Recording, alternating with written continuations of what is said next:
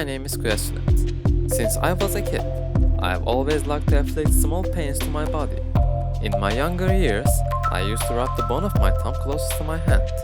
During my high school exams, I was pulling my hair, and in the last 5-6 years, I have started to pinch my lips and tip of my middle finger.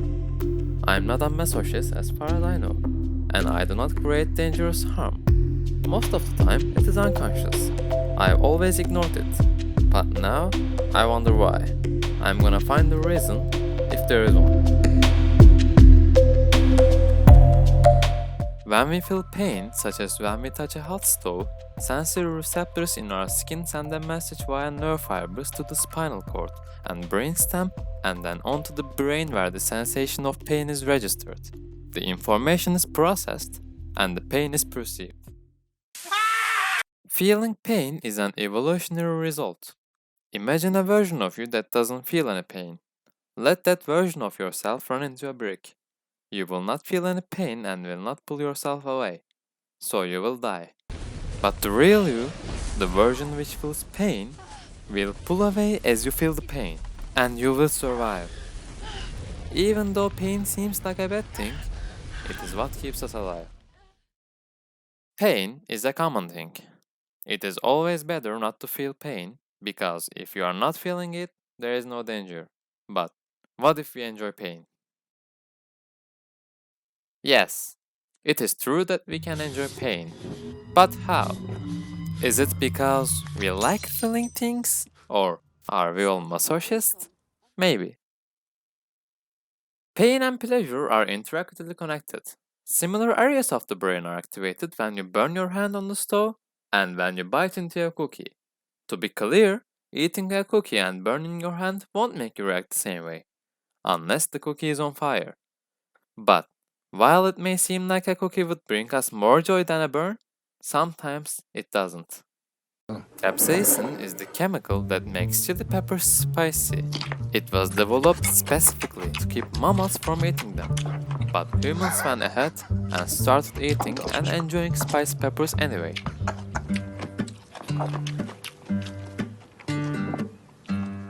That's because when we feel pain, all sorts of feel-good chemicals get pumped into our system, such as endorphin, anandamide, and adrenaline.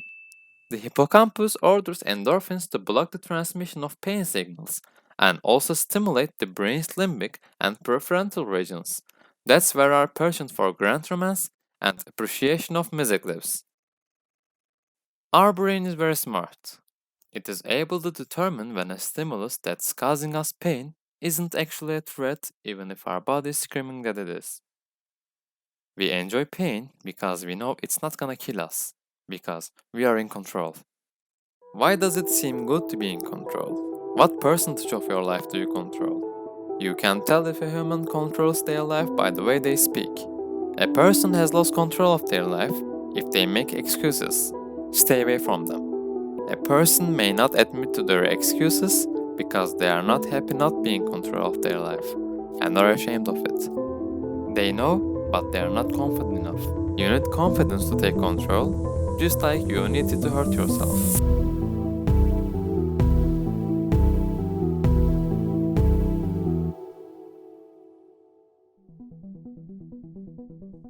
Inner world and outer world are different, but somehow so related.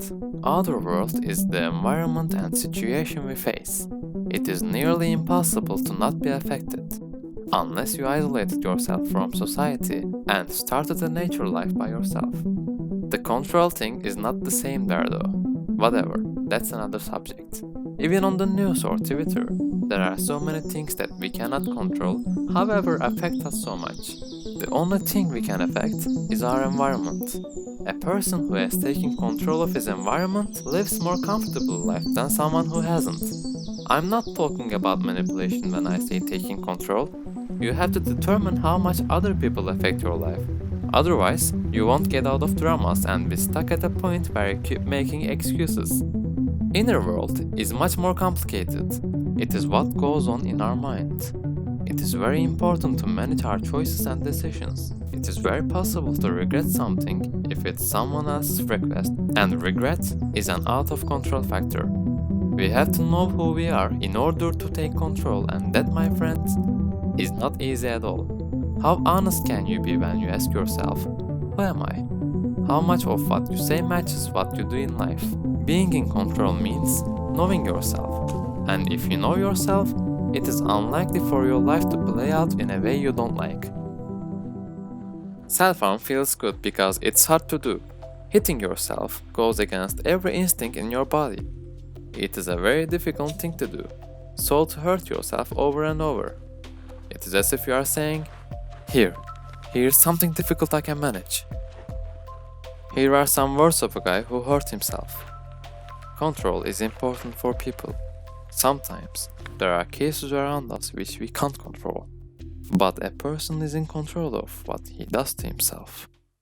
Okay, we now know what pain does to our biological system, but what about our psychology? Does it relate to any of this? Well, of course.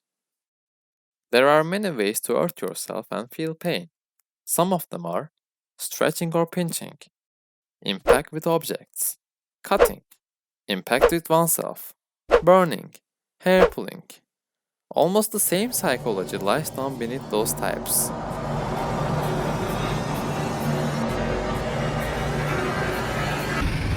Feeling alive. What is feeling alive? Do you feel alive? Have you ever felt the feeling of feeling alive? How would you describe it? Here are some people with answers to the same question. What is it like to feel alive? This guy says that he went through a rough time and couldn't think rationally. He started driving in the opposite direction just to see what happens. Just to see? Come on, man. He was face to face with a truck. Fortunately, he survived. But the interesting part for us is the last part.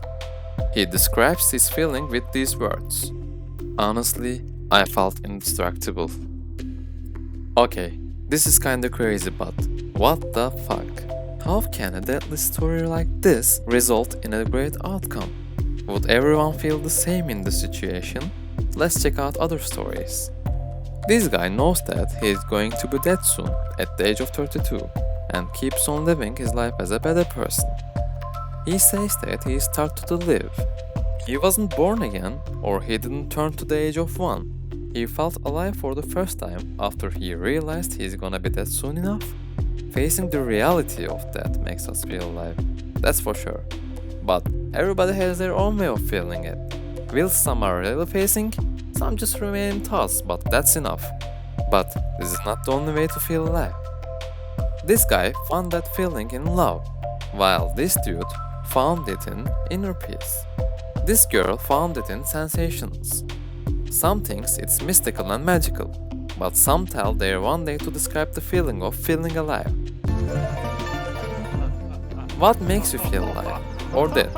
Tell me in the comments because it's pretty interesting.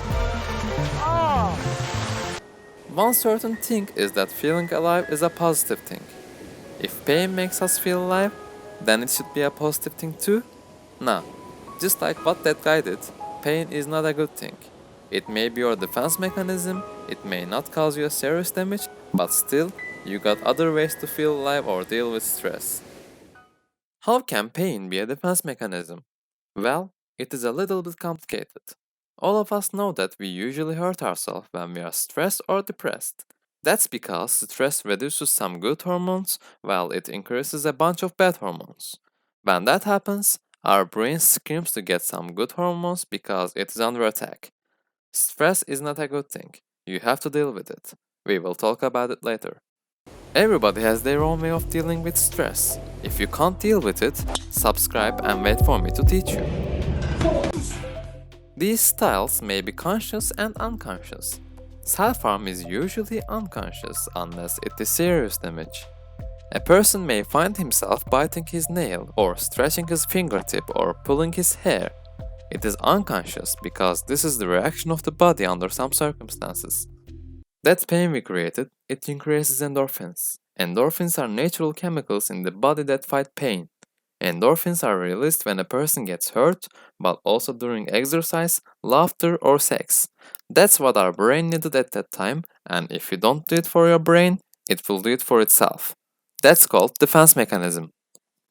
Can you tell what this kid is trying to do? This is called displacement activity. A human may scratch their head when they do not know which of two options to choose. We can tell that under stress, our brain displaces something as a defense mechanism. That's why under stress, we tend to pick our skin. But why are some types of pain enjoyable and others just plain agonizing? One theory to explain it is benign masochism, seeking out pain while maintaining the awareness that it won't cause serious damage. It's something animals aren't capable of doing. Most young children are averse to chili, but they learn to enjoy it through repeated exposure as they learn to dissociate the furiate with the real physical harm. Yet, chili addicts tongues are just as sensitive to capsaicin as everyone else is. If I'm massaged in a sore spot between my shoulders, I will feel good. If I'm suddenly hit in the same spot by an assailant, I will be hurt and scared. The actual feeling of the massage and thumb may be the same, but one is pleasurable because it's expected and safe and understood, and the other one is unpleasant because it indicates terrible danger. In other words, our experience of pain is less about the actual physical experience and more about our interpretation of the sensation. This same sense of trust and control is what makes sadomasochistic sex pleasurable. Fear can turn any pleasurable sensation into pain, triggering alarm bells in our brain that something is wrong. A massage, exercising, eating chili, sex will all become unpleasant if we are genuinely frightened. The amygdala is triggered, our flight or fight system is activated, our hearts begin to race, and our mouth goes dry. Pain is not actually coming from the wrist you broke or the ankle you sprained. All pain is made by the brain. If the brain concludes things are not truly dangerous, then the danger transmission system becomes less sensitive. If self-harm has become the way to cope with stress, there are problems that need to be solved. It is necessary to seek help from family, your environment, or a mental health professional. There is a solution. There is always a solution. In this article, you can find a list of ways to stop hurting yourself. There are also other ways to deal with bad situations. Don't let it consume you. I don't want you to disappear in space. I will leave the link below. Just check it out, okay? The main question is, why always the same area? Why doesn't everyone just bite their lips or pull their hair? You might notice that you don't always do the same harm to the same area for years. In your childhood, you may have scratched your middle finger, but now you may scratch your thumb. It doesn't make sense at first, because it's not about the nerves or something scientific. It's about habits. Habits are complicated. The reason why we change our self-harm methods may be due to circumstances. Maybe when your hands were smaller, you could reach more areas easily and therefore hurt somewhere you can't reach now. This is a reason to quit and change a habit. Charles Duhigg's book The Power of Habit introduced a concept called the habit loop. He breaks this into 3 steps. Cue, the trigger for an automatic behavior to start. Routine, the behavior itself.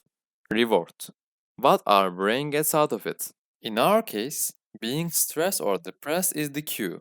Inflicting self-harm is the routine, and getting good hormones such as endorphin is the reward. Possessed, this is why habits are so sticky, and why habits, both good and bad, are hard to break. Besides all these arguments, what keeps us self-harming is also satisfaction. Both managing to do something difficult and enduring pain is satisfying. That's why we feel relieved after doing it, just like an orgasm. I'm not gonna tell you to quit hurting yourself. I know you won't listen to me, because who am I? But at least you are gonna know why you are doing it. That's enough for me. Thanks for watching.